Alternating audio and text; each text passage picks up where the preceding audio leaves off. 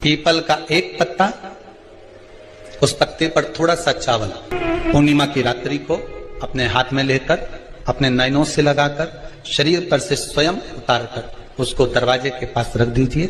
पूर्णिमा की रात्रि को पूर्ण होने पर उस चावल को दूसरे दिन सूंघ कर बहते हुए पानी में डाल दीजिए।